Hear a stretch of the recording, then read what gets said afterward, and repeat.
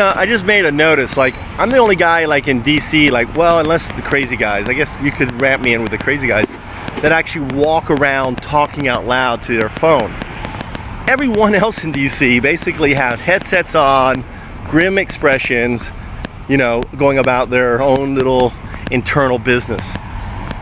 And, where I'm trying to, like, hey, come up with some communication for the world, it seems like everyone else is just so stuck onto their own, what's the word? Whatever, self-involvement. And one of the things I noticed was that, I don't know if you know, but there is an epidemic of depression going on in the United States. There's an epidemic of depression. What that means is there's more and more people becoming depressed, which means they're paying more medical bills and everything else.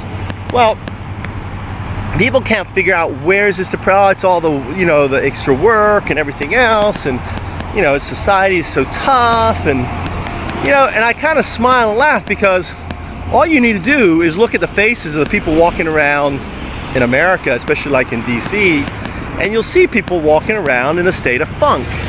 And you get this, okay, when did the state of funk start, right? When did it start? Well, it started the moment they get up out of bed, they're rushing for work, they got a funk in the car, basically, on their way to work, and then they've got a funk all work because they deal with the stress and everything else, and then they got the funk after work. And so basically you spend most of your day in a state of depression, right? You hear me, right?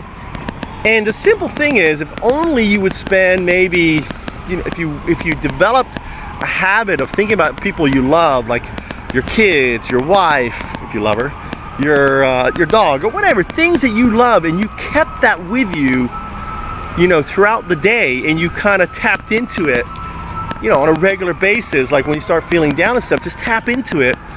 What's going to happen is you're going to find less and less people depressed, because, in kind of, meditating, so it's called your center. But by endowing your center and, making it a kind and nice and friendly place for you to go to, or you just thoughts, don't even go like that Eastern meditation bullshit. Just, start thinking about things that make you happy. And if you did that, I guarantee there wouldn't be a depression epidemic, and then you wouldn't have to spend money on psychiatrists who are going to tell you some bullshit about your family, and you wouldn't even have to go and buy medication, because, you'll be happy. Just a thought. So I came up with a little idea. Smile at a stranger, fight depression. So next time you're walking around, smile at a stranger. Use the stranger as an impulse to get you to smile, right? And say hello.